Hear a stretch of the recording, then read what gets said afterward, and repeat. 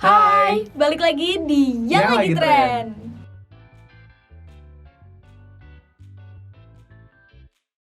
Siapa sih yang gak kenal sama Arif Muhammad? Penulis, YouTuber, sekaligus pengusaha ini kemarin bikin satu Indonesia heboh lagi nih. Setelah kemarin akhirnya dia sukses bikin gimmick disangka mau jadi presiden, ternyata cuma marketing doang dari Prep Studio. Sampai kemarin nih dia juga sempat bagi-bagi gerobak bakso Aci Akang. Sampai ngadain iko-ikoyan juga dan seluruh Indonesia bisa jadi pesertanya. Siapa nih yang kemarin pernah ikut iko-ikoyan?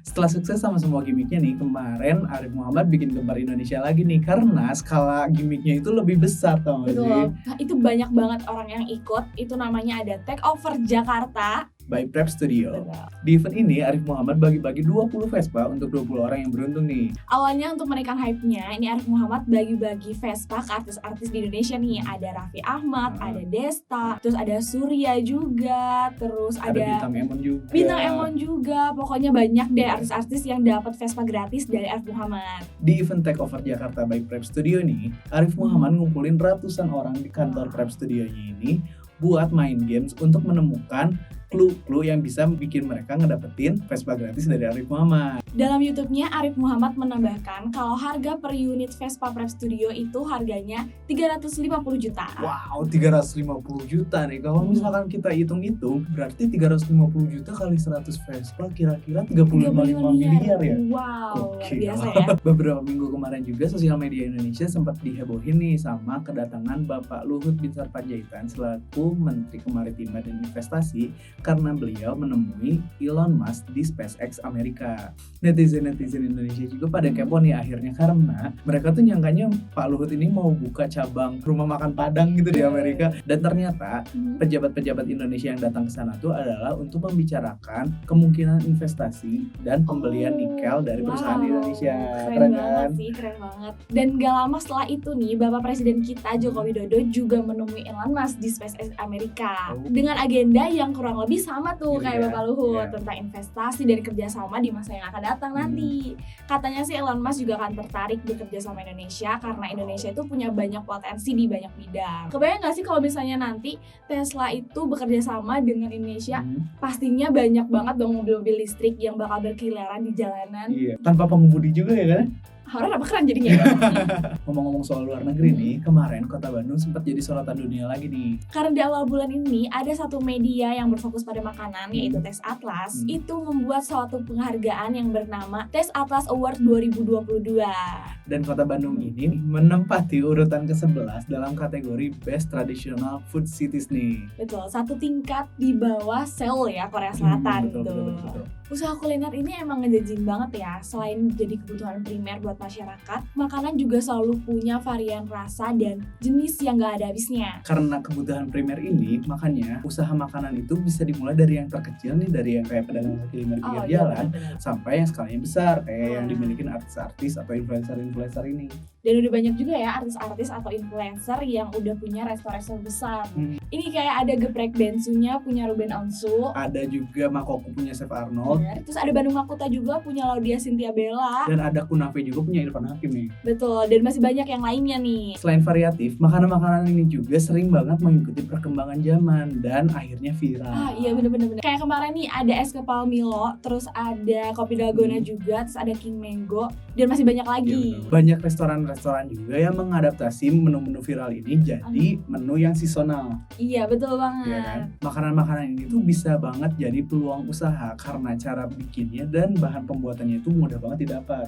Ada satu berita yang penting dan keren banget nih, terutama buat produk-produk lokal, brand-brand lokal yang di luar sana.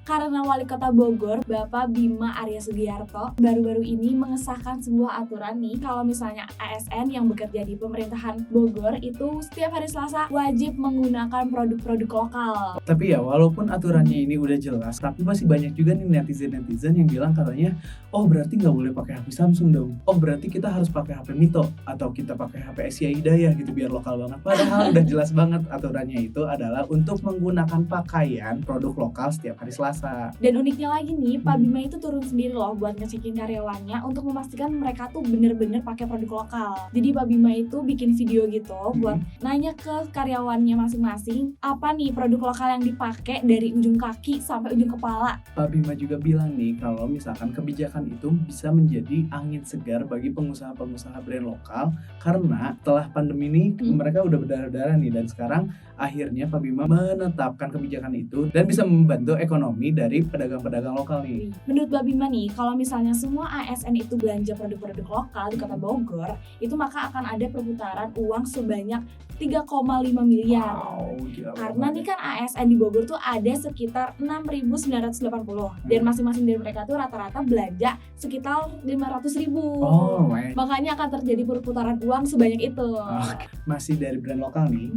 Buat pecinta motor GP di Indonesia ini lagi happy banget nih karena ada satu produk skincare pria yaitu MS Glow Man yang menjadi sponsor Gresini Racing Team di musim 2022 di GP Italia di seri ke-8. Logo MS Glow ini tuh terpampang di mesin dan kostum dari pembalap yang bernama Enea Bastianini dan Fabio Di Gianantonio. Dan kemunculan brand Indonesia ini menjadi trending topik di Twitter. Bahkan sampai diapresiasi oleh salah satu seleb yaitu Raden Rauf, guys. Selain MS Glow, ada juga merek-merek dagang Indonesia yang udah sempat jadi klub olahraga tingkat internasional. Kayak ada BN ini yang sempat jadi sponsor klub sepak bola Chelsea. Ada juga Jiwasraya yang jadi sponsor tim sepak bola Manchester City.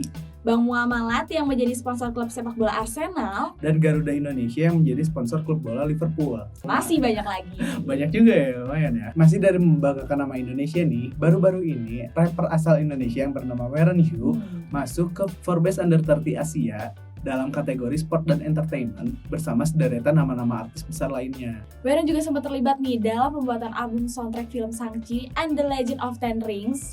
Dan pada bulan April lalu ia sempat tampil juga di Coachella 2022. Selain Warren juga, kita udah punya nih list siapa aja orang Indonesia under 30 yang pernah masuk ke Forbes juga. Yang pertama itu ada Jessica Lin. Lalu ada Joshua Agusta. Ada Maudy Ayunda juga. Dan masih banyak lainnya dong pastinya.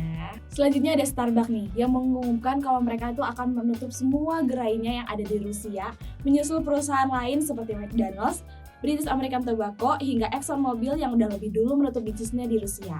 Starbucks sendiri telah menangguhkan seluruh aktivitasnya di Rusia per tanggal 8 Maret 2022. Adapun mantan CEO Starbucks yang bernama Kevin Johnson yang menyatakan bahwa mereka akan menyumbangkan royalti perusahaannya dari bisnisnya di Rusia untuk tujuan kemanusiaan. Sekarang kita balik lagi bahas tentang yang ada di Indonesia nih. Melihat Gojek dengan super apps-nya yang luar biasa, Pertamina nggak mau kalah nih. Kali ini Pertamina menyatakan bahwa mereka akan membuat sebuah aplikasi yang bernama My Pertamina untuk pembelian BBM bersubsidi. Hal tersebut dilakukan untuk mendata pembelinya sehingga pembeliannya dapat dibatasi. Pembayaran My Pertamina ini tuh berkaca dari keberhasilan Peduli Lindungi kemarin karena sudah berhasil menangani kasus COVID-19. Ngomongin seputar aplikasi nih, ada satu aplikasi sosial media yang bernama Line. Itu sempat banyak banget digunain di Indonesia. Dikabarkan bakal menutup layanannya dan memulangkan 80 karyawannya. Perusahaan pengiriman pesan instan itu dikabarkan akan menutup layanan Line Today, portal pengumpul berita yang tersedia dalam aplikasi. Menanggapi isu tersebut, manajer Line yang bernama Fanny Verona menyatakan bahwa isu tersebut tidak benar. Dan Line Indonesia itu akan beralih fungsi menjadi perusahaan fintech atau finansial dan teknologi. Next time kita bahas apa lagi ya? Komen di bawah.